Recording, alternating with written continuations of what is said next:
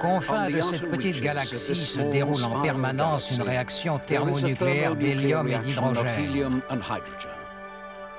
Une étoile que nous appelons le Soleil. Depuis près de 4 milliards d'années, ce grand foyer d'énergie entretient la vie sur notre minuscule planète.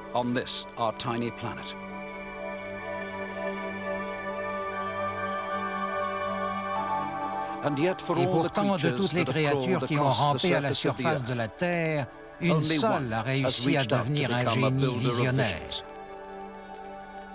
Dans toute son histoire brève mais mouvementée, l'homme s'est attaché à l'observation des étoiles. Il a finalement franchi le pas et s'est lancé dans l'espace. C'est au début des années 60 que l'Europe s'est engagée sur le chemin de l'espace en créant 2 organisations chargées de mettre au point des satellites et des lanceurs. En 1975, ces organisations fusionnaient pour devenir l'Agence spatiale européenne représentant les intérêts de 11 États membres et de 3 autres pays étroitement associés au programme de l'Agence. Pourquoi cette attirance pour l'espace? Pourquoi attachons-nous aujourd'hui tant d'importance à la technologie spatiale? En 1860, l'auteur Ralph Waldo Emerson écrivait « Dans tout ce qu'il entreprend, la sagesse de l'homme consiste à atteler son chariot à une étoile et à confier au Dieu la réalisation de son œuvre. »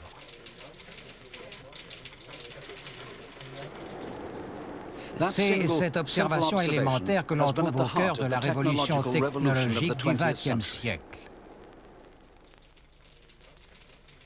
Une révolution qui transforme nos vies comme jamais nous n'aurions pu l'imaginer.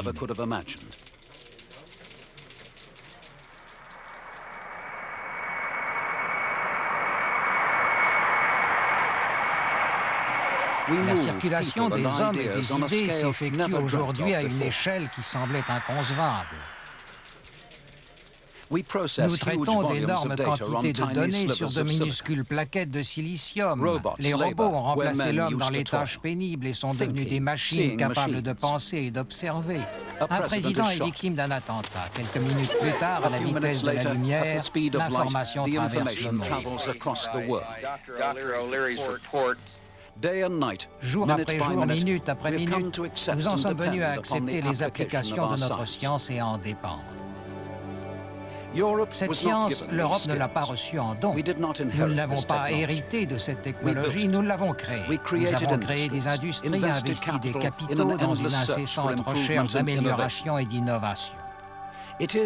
C'est dans ces mutations de nos industries que réside notre richesse. Située aux frontières de la technologie, la science spatiale marque l'aube d'une ère nouvelle.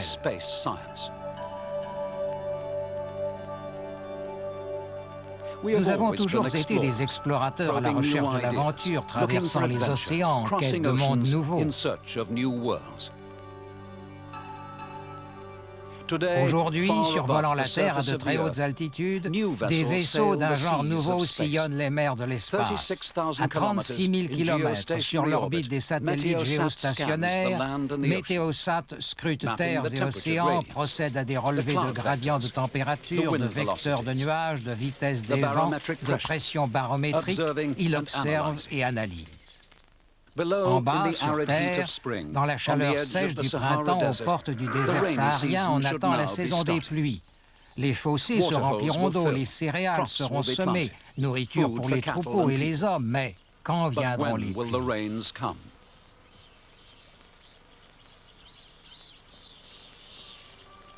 Grâce à leurs moyens de détection, Météosat 1 et 2 et d'autres satellites du même type transmettent des informations aux utilisateurs dans le monde entier.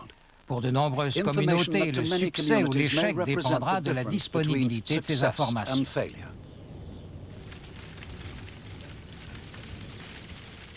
Le programme Météosat a été mis en route en 1972. Aujourd'hui, les superbes photographies de la Terre prises par les satellites Météosat constituent une source de données dont la valeur est reconnue dans le monde entier. Mais la technologie est en elle-même tout aussi importante que les informations météorologiques. En construisant, nous apprenons, et à mesure que nous apprenons, notre technologie s'améliore. 10 ans après Meteosat, naît une nouvelle génération de satellites d'observation, le satellite de télédétection européen ERS. Radar à synthèse d'ouverture, diffusiomètre vents et vagues, radiomètre à infrarouge et à hyperfréquence, équipement de télémétrie de pointe, ERS, c'est dès aujourd'hui la technologie de demain. Grâce à ces nouvelles techniques de télédétection, nous pourrons établir de meilleurs modèles de l'état de la mer et des paramètres océaniques. Nous étudierons les zones glaciaires océaniques, les zones côtières, les champs de vent, la hauteur des vagues et les températures de surface de la mer. Nous disposerons ainsi de nouvelles données d'un intérêt majeur pour les flottes de pêche et les plateformes de forage, qui nous permettront en outre d'améliorer la sécurité de la navigation et de surveiller les nappes de pollution en mer. Pour juger de la rapidité avec laquelle se développe la technologie spatiale, rappelons-nous que c'est en 1945 seulement que des scientifiques européens émirent pour la première fois l'hypothèse qu'un satellite artificiel gravitant sur l'orbite géostationnaire au-dessus de l'équateur pourrait transmettre des signaux radio à de grandes distances. C'est ainsi que prit corps l'idée de réaliser des satellites de communication permettant d'acheminer des informations sur la bourse, les taux de change internationaux, les garanties de prêt ou la localisation des avions. C'est tout cela, les communications aujourd'hui, révolution insensible mais rapide. Quels en sont les résultats?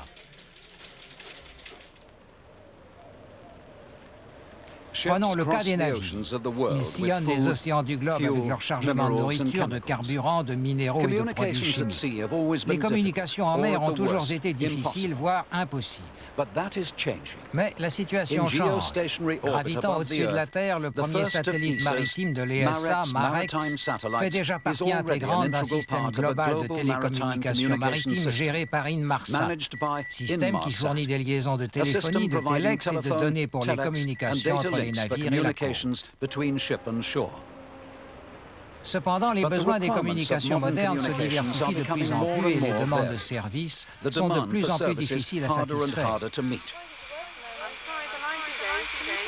En prévision de cette situation, un programme européen de satellites de télécommunications fut entrepris en 1971 avec la mise en chantier d'un satellite d'essais orbitaux OTS. Ce satellite fut mis en service en 1978. Mettant à profit la technologie et l'expérience opérationnelle acquise grâce à OTS, l'ESA mit au point le système européen de satellites de télécommunications.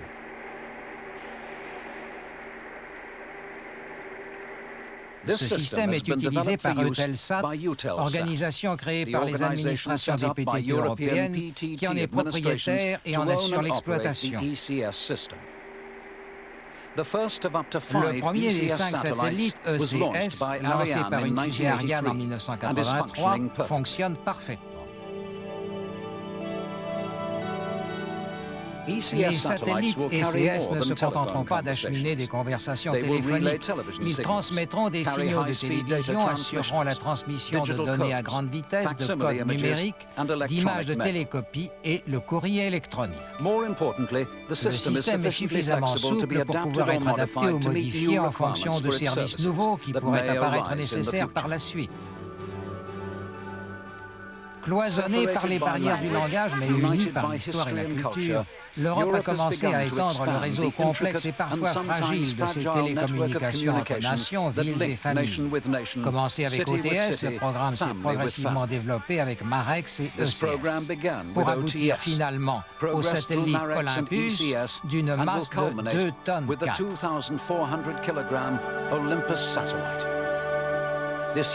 Cette gigantesque plateforme multiservice, l'une des plus grandes jamais construites, constituera le premier d'une nouvelle génération de satellites de communication.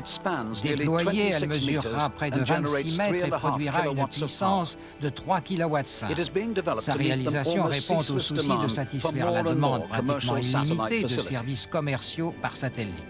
Nous découvrons que l'espace est devenu un instrument, un prolongement de la main de l'homme. Il représente pour nous, outre une ressource commerciale, un domaine d'exploration.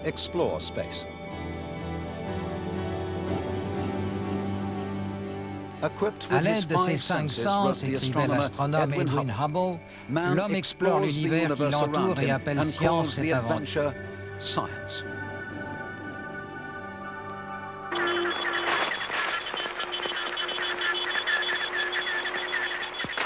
Dans les années 60, nous nous sommes engagés dans l'une des plus grandes aventures de notre temps. 2 décennies plus tard, avec des machines de plus en plus évoluées, nous poursuivons notre exploration de l'univers.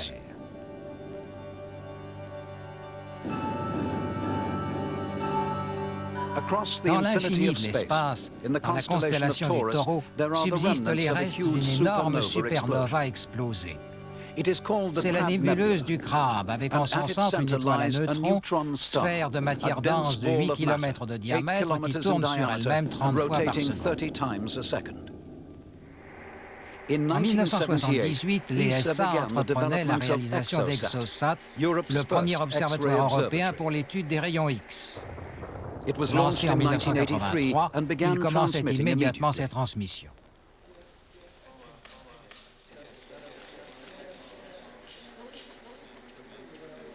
Photographiée dans la longueur d'onde des rayons X, la nébuleuse du Crabe a un aspect tout à fait différent. Dans sa rotation sur elle-même, l'étoile à neutrons bombarde l'espace d'énormes quantités d'électrons. L'observation de ces sources est la seule clé dont nous disposons pour comprendre l'énergétique et la dynamique des phénomènes de cette nature, l'étrange réalité de l'univers. Tous les 76 ans, une comète spectaculaire décrit une trajectoire rapide à proximité de la Terre. C'est la comète de Halley, du nom de l'astronome anglais Edmund Halley. Ce phénomène a été observé de longue date. Dans sa célèbre fresque de la chapelle d'Arena, l'artiste italien du XIVe siècle, Giotto de Bondone, qui a donné son nom à l'engin spatial de l'ESA, a représenté une comète comme l'étoile de Bethléem.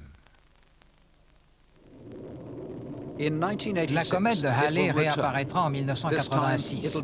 Cette fois-ci, 4 sondes spatiales, dont le satellite Giotto de l'ESA, seront envoyées à sa rencontre.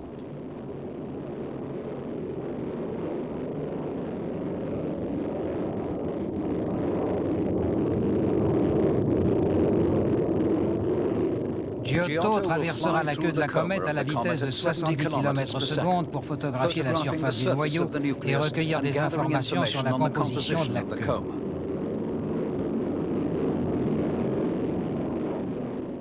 Giotto et ExoSat ne représentent qu'un élément du programme scientifique à long terme de l'ESA, un programme qui débordera sur le XXIe siècle.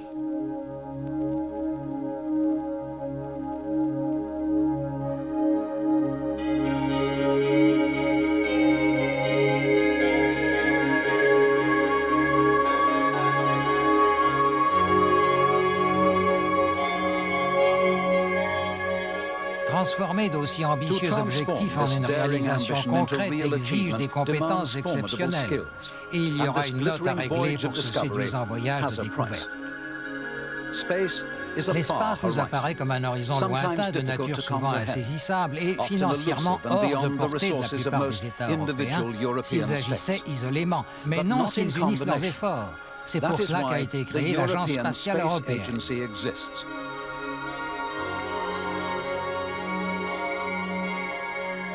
Les États membres arrêtent des programmes spatiaux qui sont ensuite mis en œuvre par l'exécutif au siège de l'agence à Paris.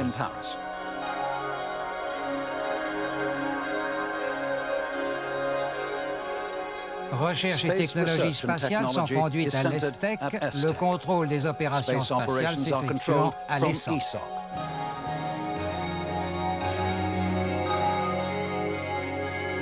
La ressaisie et le traitement des données sont assurés par l'IRS et EarthNet, désignés globalement sous le nom d'ESRI. Les intérêts de l'ESA s'étendent sur toute l'Europe du nord au sud et de l'est à l'ouest. Ils vont de la supervision des principaux contractants industriels chargés de l'exécution de certains programmes de l'agence au fonctionnement d'équipements d'un intérêt crucial comme les antennes de satellites. Partie intégrante de ces activités, la mise au point d'un lanceur qui assure à l'Europe son indépendance. 20 décembre 1981, T-10 secondes.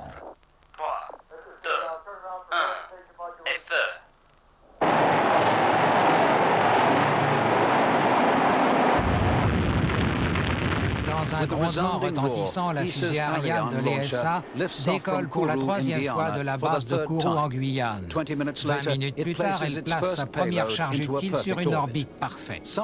Quelques mois plus tard, le magazine Time publie en première page un article intitulé « L'arrivée des Européens ».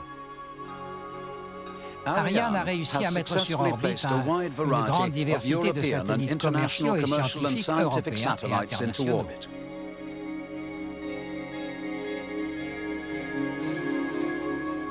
Cette fusée a été développée pour répondre à l'énorme demande de services de lancement, service qui relève désormais de la responsabilité d'Ariane Espace. Pour satisfaire à cette demande, il faut impérativement augmenter la capacité de lancement d'Ariane pour lui permettre de transporter de plus grosses charges utiles et réduire le coût du kilogramme lancé. Vers 1985, Ariane 4 offrira une capacité de lancement plus de 2 fois supérieure à celle d'Ariane 1. Alors qu'Ariane emportait ses premières charges utiles opérationnelles dans l'espace, un autre projet ambitieux de l'ESA allait voir le jour.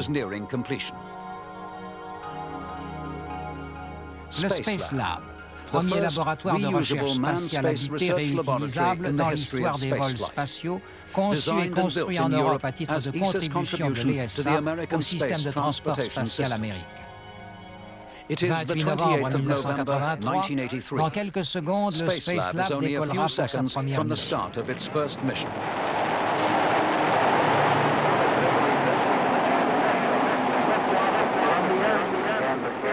Les performances du laboratoire dépassent les prévisions les plus optimistes de ses réalisateurs. Plus de 70 expériences différentes sont conduites dans les conditions de microgravité de l'environnement supraterrestre. Nouveaux progrès en médecine, nouvelles acquisitions dans le domaine de la physique des fluides, nouvelles photographies de la Terre, nouveaux matériaux, nouvelles perspectives sur l'univers, nouvelles informations sur l'atmosphère. Minute par minute, ces données sont transmises de l'espace aux scientifiques qui travaillent au sol. Une caméra se bloque. Le problème est analysé à Houston, la réparation est effectuée au-dessus de la Chine. Une expérience donne un résultat inattendu. Un ordre est envoyé du sol, on va reprendre l'expérimentation en procédant différemment. Il y a 4 décennies seulement que la notion d'homme dans l'espace s'est imposée pour la première fois aux scientifiques européens. Et aujourd'hui, l'astronaute de l'ESA, Ulf Merbold, peut contempler de son vaisseau spatial l'Europe qu'il domine à 300 km d'altitude. Mais il y a beaucoup plus longtemps, des milliers d'années en fait, que l'espace captive notre attention. En nous interrogeant sur l'univers, en déchiffrant les lois qui le gouvernent et en nous donnant les moyens de l'explorer, nous avons appris et ce faisant, nous avons façonné et créé notre propre environnement.